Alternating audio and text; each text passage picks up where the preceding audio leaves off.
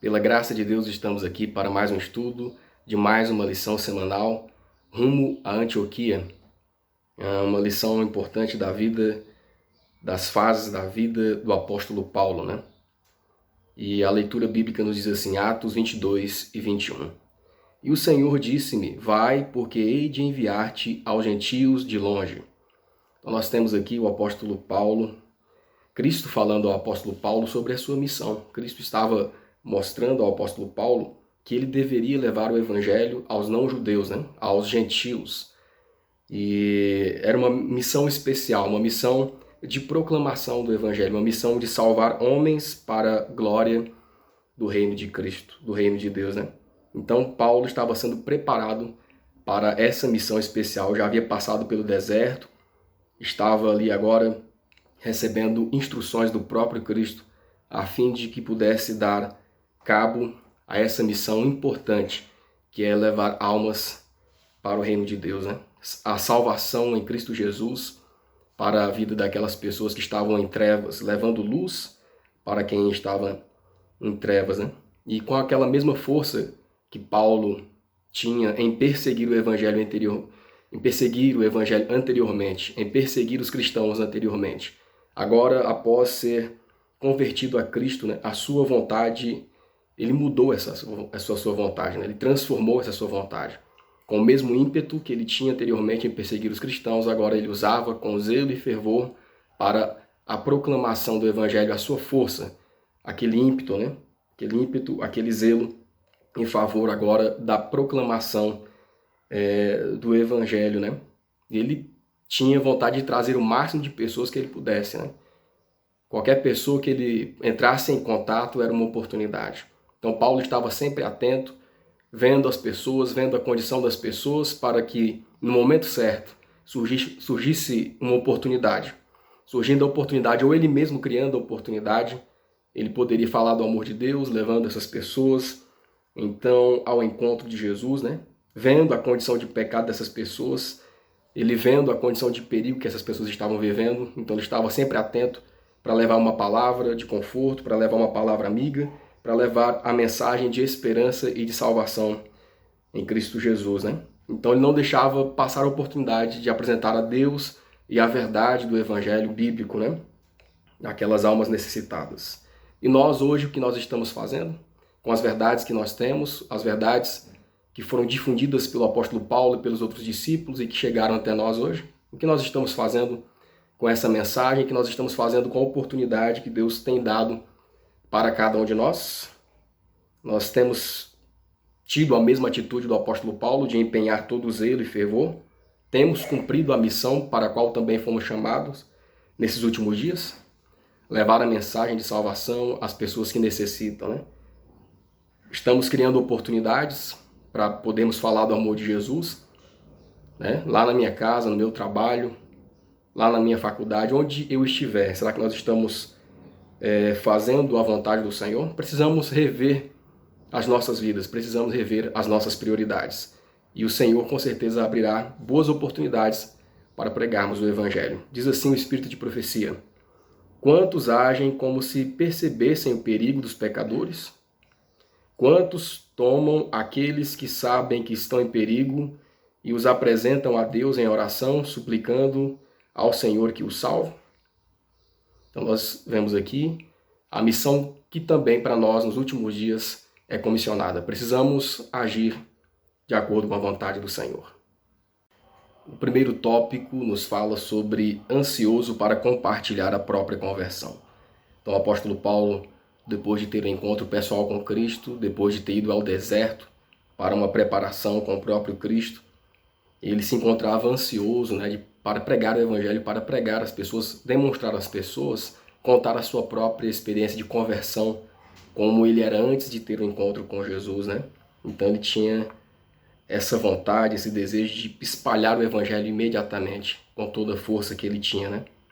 Mas Paulo ele passou por situações, né? Sofreu oposições por pregar o Evangelho. A perguntar, o que Paulo vivenciou ao retornar a Damasco? Então, após o apóstolo Paulo passar uma temporada no deserto, um momento de reflexão para a sua vida, voltou a Damasco e começou a pregar o Evangelho, né? pregaram o evangelho com todo o ímpeto, com todo fervor, com toda a vontade, com todo o zelo, né? E havia começado a pregar então o nome de Jesus fortemente, mostrando a salvação em Cristo Jesus, mostrando Cristo como único e verdadeiro Salvador, né? E isso despertou a ira, despertou a inveja, despertou a raiva dos líderes judeus daquela região ali. E devido a essa ousadia de Paulo de pregar o evangelho, esses líderes então planejaram o seu assassinato. E Paulo e seus amigos, seus companheiros, discípulos daquela cidade ficaram sabendo daquela decisão de matá-lo. E então ali em Damasco ainda, eles descobrem esse plano. E foi necessário então que Paulo fugisse imediatamente. Os discípulos então colocaram um cesto e o apóstolo dentro e o colocaram pelo muro, né? Fazendo-o descer do outro lado do muro. Imediatamente Paulo fugiu naquela noite para que pudesse escapar com a vida daquelas pessoas más, daqueles líderes judeus que queriam a sua morte, né? E assim como Paulo sofreu oposições, assim como Paulo sofreu perseguições, nós também nesses últimos dias sofreremos perseguições e oposições por pregar o Evangelho de Cristo. Os judeus não puderam resistir à sabedoria da argumentação de Paulo e assim aconselharam-se para silenciar a voz do apóstolo pela força, o único argumento que restava para uma causa em decadência. Decidiram assassiná-lo. O apóstolo estava a par do propósito deles. Os portões da cidade eram cuidadosamente vigiados dia e noite para impedir-lhe a fuga. A ansiedade dos discípulos os levou a Deus em oração. Poucos dormiam entre eles, pois estavam ocupados em criar maneiras e meios para a fuga do apóstolo escolhido. Finalmente bolaram um plano pelo qual ele seria descido dentro de um cesto através de uma janela pela lateral do muro da cidade à noite. Paulo escapou de Damasco por esse humilhante método. Então Paulo fugiu ali daquela cidade para preservar a sua vida, né? Pela perseguição, pois estava pregando com todo fervor o nome de Cristo, isso levou uma grande oposição. A letra B, para onde ele foi em seguida e por quê? Gálatas 1:18. Depois, passado 3 anos, fui a Jerusalém para ver a Pedro e fiquei com eles 15 dias. Então o apóstolo Paulo, agora, depois de fugir ali de Damasco, daquela grande oposição, ele decidiu subir a Jerusalém. E Paulo estava ansioso, estava feliz, porque ele iria se encontrar com os apóstolos, né? Com os apóstolos originais, com aqueles homens que tiveram uma grande experiência com Cristo presencialmente, aqueles homens que tinham estado com Jesus pessoalmente durante seu ministério terrestre. E Paulo estava ansioso, feliz, né? Desejoso de estar com aqueles irmãos e juntar-se aos apóstolos, né? Juntar-se àquela equipe também ali em Jerusalém, fazer parte, né, daquele ministério. Era o seu desejo integrar aquela equipe de apóstolos, né?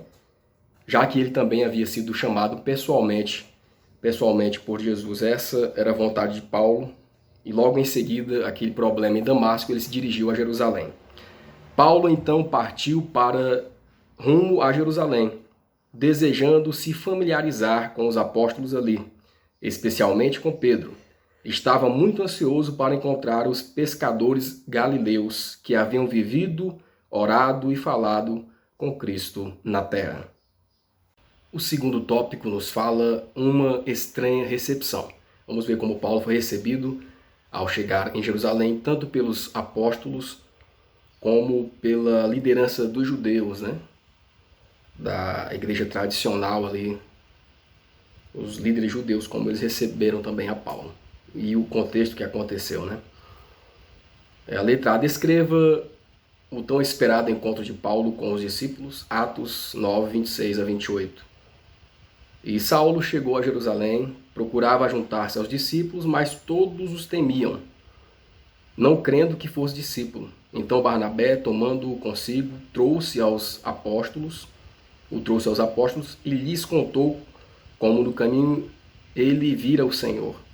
E este lhe falara, e como em Damasco falara ousadamente em nome do Senhor Jesus, e andava com eles em Jerusalém, entrando e saindo.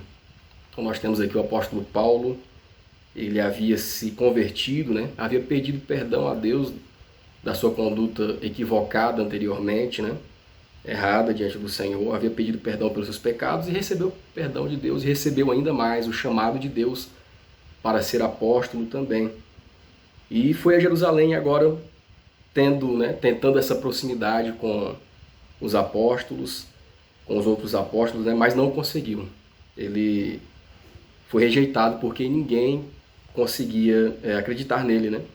Afinal, anteriormente ele havia perseguido a igreja de Cristo. Então, as pessoas, muitos por medo de que o apóstolo Paulo, que a Paulo agora poderia estar tramando, né, uma forma de destruí-los, ele foi rejeitado pelos apóstolos que estavam ali em Jerusalém, né? E foi justamente nessa ocasião, então, que Deus usou Barnabé como uma pessoa-chave para aproximar Paulo do ministério ali da igreja em Jerusalém, né? Uma pessoa-chave para integrar Paulo, né? Trazer Paulo à igreja para quebrar aquele preconceito que existia contra Paulo naquele momento, né? Então, Barnabé, ele era diferente, era uma pessoa generosa. Então ele ouviu os dois lados, ouviu a conversão de Paulo e ele conheceu Paulo antes, né? Quando ele era perseguidor da igreja. E Paulo ouvindo novamente, Barnabé ouvindo novamente a Paulo, a sua conversão, conversando com os discípulos também, vendo o lado deles. Mas ele teve o dom do discernimento, né? O dom do discernimento em relação àquele caso de Paulo, entendeu todo o contexto e entendeu então e reconheceu que Paulo havia sido chamado por Deus realmente, que Paulo havia tido uma verdadeira conversão, né? Então ele trouxe em determinado momento Paulo à presença dos líderes ali da igreja, dos apóstolos, e o apresentou, mostrando a eles, olha, realmente ele se converteu, é uma pessoa que devemos dar crédito, teve um encontro com Jesus, né?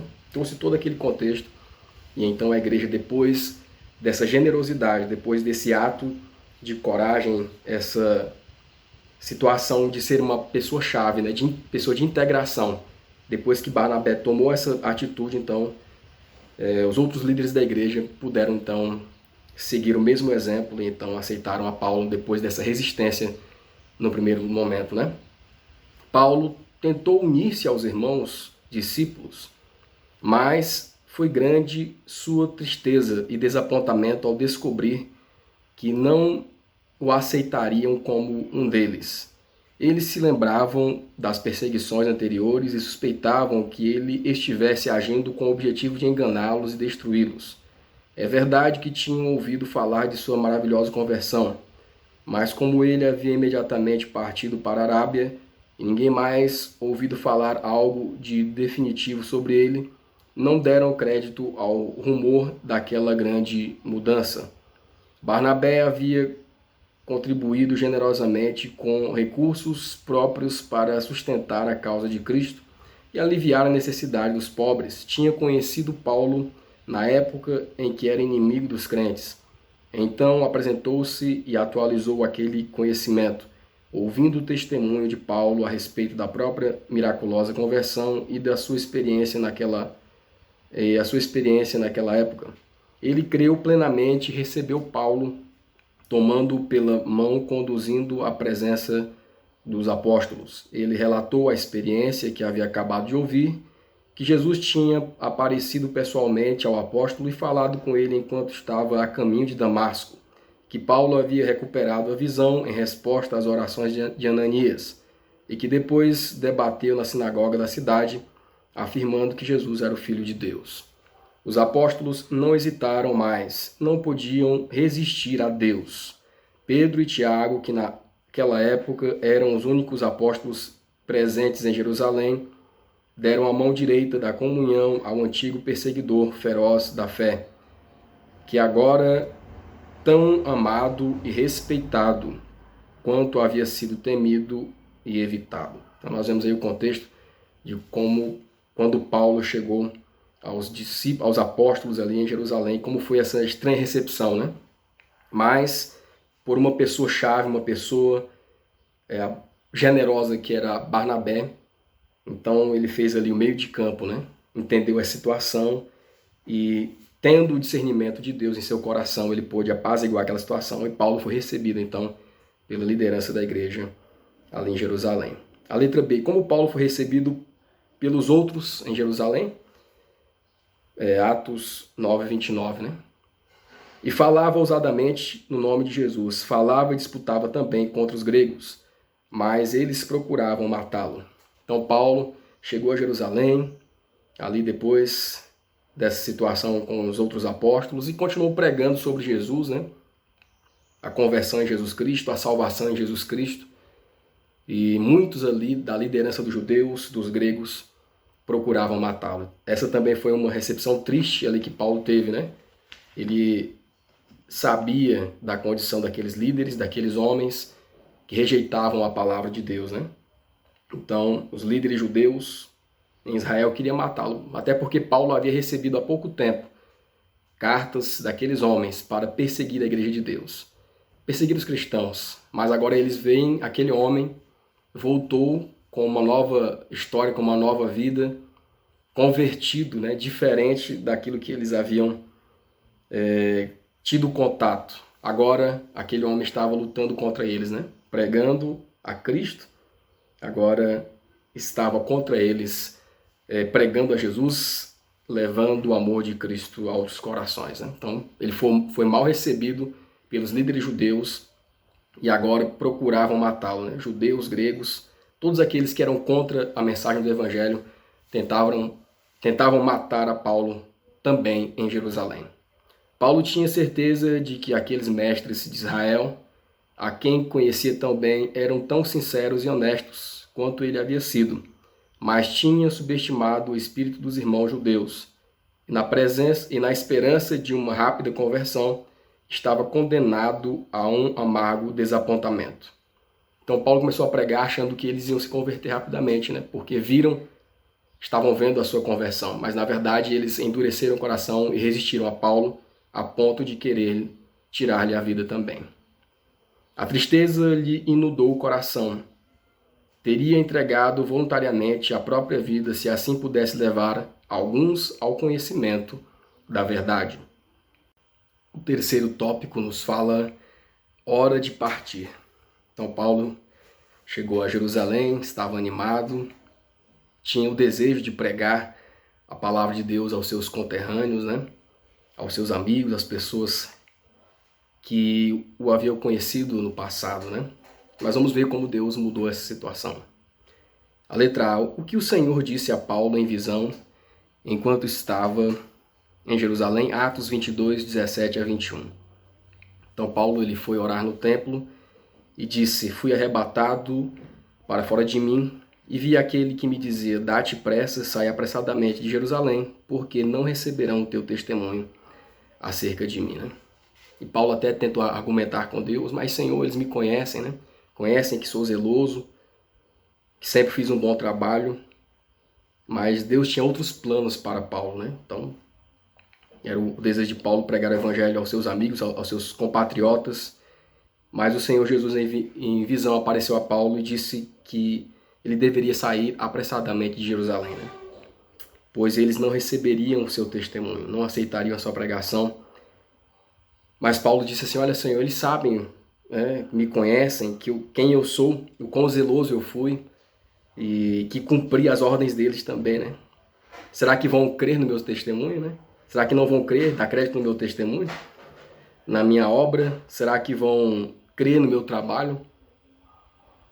No meu testemunho de conversão? E Deus disse para ele, olha, apressa-te, porque te enviarei aos gentios, aos não-judeus, para uma obra especial, para pregar o evangelho, pois aqui em Jerusalém não acreditarão em você, não te darão crédito, né? Paulo hesitou em deixar Jerusalém sem convencer os teimosos judeus da verdade, da fé que agora professava.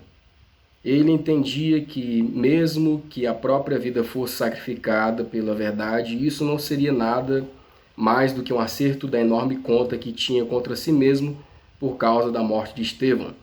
Mas a resposta foi mais decidida que antes. Vai, porque hei de enviar-te aos gentios de longe. Quando os irmãos souberam da visão de Paulo e do cuidado que Deus tinha por ele, A ansiedade a respeito do apóstolo aumentou, pois perceberam que ele era realmente um vaso escolhido pelo Senhor para levar a verdade aos gentios. Apressaram a fuga secreta de Paulo de Jerusalém por medo de que os judeus o assassinassem.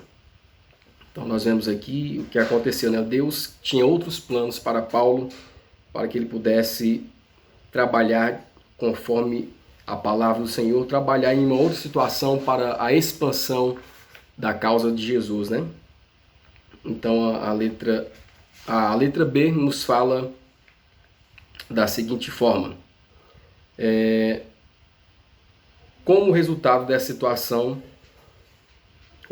o que Paulo relatou sobre o fato de ter tão pouco tempo disponível para estar com os discípulos. Gálatas 19, 20, 19, 20 a 22.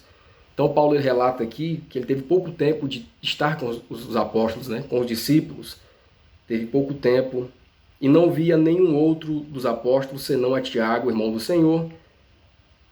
Ora, acerca do que vos escrevo, eis que diante de Deus testifico que não minto. E não era conhecido de vista das igrejas da Judéia que estavam em Cristo, né? Então, na verdade, ele só encontrou apenas com Pedro e Tiago, irmão de Jesus, né? Então, Paulo não pôde continuar ali e se encontrar com os outros apóstolos, com os outros discípulos, pois Deus o havia, então, designado que ele saísse imediatamente de Jerusalém para que pudesse cumprir um outro chamado, né? A letra C. Como Deus agiu em favor de Paulo ao mesmo tempo em que preparava o caminho para o crescimento da igreja na Judéia, Galiléia e Samaria. Como Deus agiu em favor de Paulo. Então Deus retirou Paulo de Jerusalém, livrando-o da morte para um outro propósito, né? Um propósito de vida bem maior, né? Deus o livrou da morte pelas mãos dos líderes judeus. E ao mesmo tempo Deus já estava trabalhando num plano, né, de expansão do ministério, de expansão da sua obra em outra localidade. Por isso Deus levou Paulo para longe, para outros lugares ali agora, para Judéia, Galiléia, Samaria, para outros povos não judeus, os gentios, né, com o objetivo de expandir a obra do Senhor, expandir a pregação do Evangelho. A igreja precisava crescer naquele momento e Deus tinha Paulo como peça-chave ali naquele momento para ajudar na pregação do Evangelho nesses trabalhos, né? Na terra dos não-judeus, Galiléia, Samaria, né? Então, nesse momento de paz, a igreja cresceu pelo trabalho de Paulo, como diz aqui o texto, Atos 9, 30 e 31. Sabendo, porém, os irmãos o acompanharam até Cesareia e o enviaram a Tarso.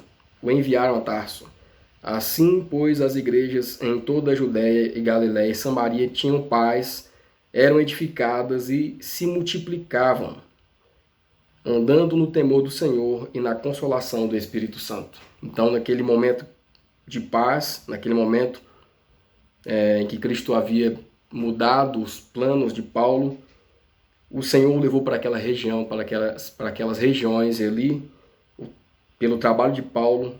A igreja teve um crescimento notável pelo trabalho de Paulo, né? Muitas igrejas foram edificadas. A letra D. Relate a história do surgimento e do progresso da igreja em Antioquia, a metrópole comercial da Síria. Então nós vemos aqui sobre Antioquia, né? Antioquia era uma cidade importante naquela região, ali da Síria, uma importante cidade, grande centro comercial. Era uma cidade cheia de diversas culturas, de diversas nacionalidades e religiões também, né? E depois da morte de Estevão, houve uma grande perseguição aos cristãos ali em Jerusalém. Muitos, então, correram ali de Jerusalém e foram para outras regiões, né? Foram perseguidos e essa perseguição fez com que eles se espalhassem por vários lugares. E muitos foram para Antioquia para pregar o Evangelho, anunciando o Evangelho, né? E a notícia do crescimento, da expansão do Evangelho foi notável, tanto que a igreja de Jerusalém então se reuniu e convocou a Barnabé, né? Enviou a Barnabé de Jerusalém para Antioquia para contribuir com a organização da igreja naquela localidade ali. E quando Barnabé chegou, ficou maravilhado vendo a graça de Deus naquela cidade, o crescimento da obra. Então ele pensou imediatamente em Paulo, né? E ele foi até Tarso buscar Paulo para que ele pudesse contribuir com a obra do Senhor naquela localidade. Então levou Paulo ali de Tarso para Antioquia. E ali ele poderia desenvolver o seu trabalho de pregação do evangelho que ele tanto queria, né? Do ensino da palavra de Deus. Na populosa cidade de Antioquia, Paulo encontrou um excelente campo de trabalho. O aprendizado, a sabedoria e o zelo do apóstolo exerceram poderosa influência sobre os habitantes e frequentadores daquela cidade multicultural. Ele provou ser exatamente a ajuda que Barnabé precisava. Embora seja a ordem de Deus que obreiros de consagração e talentos escolhidos se posicionem em importantes centros populacionais para liderar os esforços públicos, é também seu propósito que os membros da igreja que vivem nessas cidades usem os talentos recebidos de Deus para trabalhar pelas almas. O quarto tópico nos fala sobre a igreja em Antioquia. A letra A. Com o que foi significativo acerca da igreja em Antioquia? Atos 11, 26, última parte, diz assim: em Antioquia foram os discípulos pela primeira vez chamados cristãos. Ou seja, teve um grande valor, né? Um grande significado ali a igreja de Antioquia, porque foi naquela localidade em que pela primeira vez os cristãos foram chamados, né? Os crentes foram chamados de cristãos, né? Ou seja, do partido de Cristo, seguidores de Cristo, né? A verdade é que no primeiro momento, muitas vezes era um chamado, um apelido para envergonhá-los, né? Mas com o tempo foi se tornando motivo de honra ser chamado de cristão, sofrer pelo evangelho, ter as características de Cristo demonstrado ali diante da sociedade, né? Então, em Antioquia, a igreja de Cristo ela passou a ter um maior significado, né? Nesse sentido, passou a ter uma marca, onde os crentes da igreja primitiva foram chamados de cristãos, né? Então, muitos, para desdenhar os seguidores de Cristo, chamavam de cristãos. E outros que realmente creram na pregação do evangelho, vendo a transformação da vida das pessoas, os chamaram de cristãos, pois a vida dos discípulos era uma imitação da vida de Cristo naquela localidade, né? Então, os crentes ali viviam Cristo no seu dia a dia, pregavam sobre Cristo, se vestiam como Cristo, né? Honravam a vida ali no seu modo de proceder, de negociar como Cristo, o seu modo de falar, de se portar, né? De se vestir, mostravam que eles tiveram um encontro com Jesus, né? As suas palavras, né? A sua pregação cristocêntrica, falando sobre a salvação em Cristo Jesus, que Cristo salva, que Cristo liberta, perdoa dos pecados, que Cristo está no céu, fazendo um trabalho de mediação, intercessão em favor de nós, daquela população, né? Tudo isso proporcionou e tudo isso ficou marcado ali, né? Na mente das pessoas que estavam ao seu redor, por isso eles o chamavam de cristãos, né? E agora os discípulos tinham a maior honra, né, por ser chamados de cristãos. Foi ali em Antioquia que os discípulos foram pela primeira vez chamados de cristãos. Eles receberam esse nome porque Cristo era o tema principal da pregação, ensino e conversa. Estavam continuamente contando os incidentes que haviam ocorrido durante os dias do seu ministério terreno, enquanto seus discípulos foram abençoados pela presença pessoal do Mestre. Incansavelmente insistiam nos ensinos e milagres de curas dele. Com lábios trêmulos e olhos lacrimejantes falavam da agonia no jardim, da traição, do julgamento, da execução, da tolerância e humildade com que suportou a insolência e a tortura impostas pelos inimigos, e da piedade divina com que orou por aqueles que o perseguiam. A ressurreição e a ascensão dele e a obra no céu como mediador do homem caído eram tópicos sobre os quais se alegravam em tratar. Bem poderiam os pagãos chamá-los de cristãos, visto que pregavam a Cristo e dirigiam orações a Deus por meio dele. Foi Deus quem deu a eles o nome de cristãos. É um nome real dado a todos os que se unem a Cristo. Então nós vemos aí como surgiu o nome de cristãos. Muitos desdenhavam desse nome, mas para os discípulos Foi uma honra porque foi dado pelo próprio Deus, né? Deus usou as situações para que aqueles que imitavam a Cristo, os seus ensinos, né? Pregavam o seu nome, pudessem ter esse nome ali diante do mundo, né? A letra B. Como as Escrituras revelam que o nome cristão é uma medalha de honra. Tiago 2 e 7, 1 Pedro 4, 16 a 14. Porventura não blasfemam eles o bom nome que sobre vós foi invocado? Mas se padece como cristão, não se envergonhe, antes glorifique a Deus nesta parte. Se pelo nome de Cristo sois vituperados, bem-aventurados sois, porque sobre vós repousa o Espírito da glória de Deus, né? Então, por um nome que era desdenhado, a igreja naquele momento, esse nome se tornou algo distintivo, se tornou um nome de honra, né? Cristão. Ser chamado de cristão, um motivo de honra para a igreja primitiva, né? Imitadores de Jesus, do partido de Cristo, né? Não era um motivo de se envergonharem, né? Aqui está aconselhando os apóstolos, né? Mas um motivo de honra para a igreja primitiva, né? Não era um motivo de vergonha sofrer pelo nome de Cristo. Para eles e para nós também, nesses últimos dias, também não deve ser vergonha. Até Paulo dizia assim, não me envergonho do evangelho, porque é o poder de Deus para a transformação das vidas, né? Então hoje nós também somos chamados a sofrer pelo nome de Cristo e termos essa honra de sermos chamados cristãos, né? Não cristãos apenas de nome, mas na prática da verdade, como esses cristãos do passado, né? Foram chamados não porque por uma ideia, né? São chamados assim porque estavam chamados, mas porque eles realmente praticavam, eles realmente imitavam a Jesus. Então não tinham como não ser chamados de cristãos, né? Vivendo num mundo onde a vasta maioria é de incrédulos, como podemos ser inspirados pelos antigos discípulos? Atos 4:13.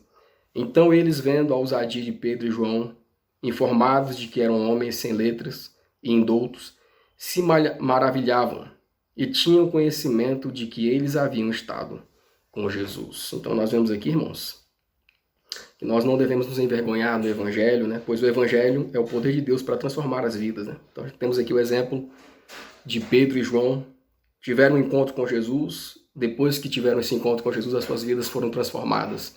Depois que tiveram um contato com o verdadeiro Evangelho, suas vidas foram transformadas, né? E era notório, todas as pessoas percebiam a diferença daqueles homens, né? Homens iletrados, mas que tinham ousadia, que tinham força e zelo, e não se envergonhavam do nome de Cristo. E pregavam com toda a ousadia, né? E nós também hoje devemos ter o mesmo espírito, o mesmo zelo, a mesma ousadia de Pedro e João. Não se envergonhando do Evangelho, mas com mais amor, com mais afinco, pregar esse Evangelho. Por isso podemos nos inspirar nas práticas desses homens do passado. Como os crentes de Antioquia viviam em meio a um povo que parecia se importar pouco com as coisas de valor eterno, eles procuravam chamar a atenção dos sinceros e dar um positivo testemunho daquele a quem amavam e serviam. Mediante um humilde ministério, aprenderam a depender do poder do Espírito Santo para tornar eficaz a palavra da vida. Assim, davam testemunho diário da fé em Cristo nas várias esferas da vida. O quinto e último tópico nos fala glorificando a Deus. A letra A. Como podemos ser encorajados e motivados pelo relatório que as igrejas da Judéia receberam acerca do trabalho de Paulo? Gálatas 1, 23 e 24. Mas somente tinham ouvido dizer, aquele que já nos perseguiu, anuncia agora a fé que antes destruía, e glorificavam a Deus a respeito de mim. Então nós vemos aqui, por onde Paulo passava e contava o seu testemunho, as pessoas viam que realmente havia tido uma transformação, né? Olha, aquele que antes perseguia a igreja, aquele que antes destruía os cristãos, né? Destruía os crentes da igreja primitiva, agora ele prega a palavra de Deus com toda a fé. E por causa desse testemunho, muitas pessoas glorificavam a Deus, né? Testemunho de Paulo. As pessoas que tinham contato com Paulo viam realmente que o seu proceder havia mudado, né? E não podiam deixar de testemunhar, não podiam deixar de dar glórias a Deus. E aquelas pessoas que tinham um encontro com Paulo não podiam deixar de dar glórias a Deus pela sua conversão, né? Pela sua maneira agora diferente de viver, pelo seu novo proceder, pois as pessoas agora viam que realmente aquele homem estava convertido. Aquele homem que perseguia ferozmente a igreja do Senhor. Agora tinha um novo proceder, era um homem diferente após ter tido um encontro com Jesus, né? Realmente era um verdadeiro testemunho, né? De perseguidor, ferrenho perseguidor do evangelho, agora um grande instrumento usado para a glória de Deus, né? O relatório que Paulo mostrou aqui, que davam sobre ele, né? E glorificavam a Deus a respeito. Ele disse, glorificavam a Deus a respeito de mim, né? Então esse foi o grande testemunho de Paulo, o relatório ali daquelas igrejas, daquela região, vendo a grande transformação que Deus havia feito na vida do seu servo. O apóstolo Paulo poderia dizer acerca da igreja primitiva, e glorificavam a Deus a respeito de mim. Não deveríamos nos esforçar para viver de tal forma que as mesmas palavras pudessem ser ditas acerca de nós? O Senhor providenciará maneiras e meios para que os que o buscam de todo o coração, ele deseja que reconheçamos a divina superintendência demonstrada no preparo dos campos de trabalho e no preparo do caminho para que esses campos sejam ocupados com êxito. Que os ministros e evangelistas tenham mais momentos de fervorosa oração com as pessoas convencidas da verdade. Lembrem-se de que Cristo está sempre com você.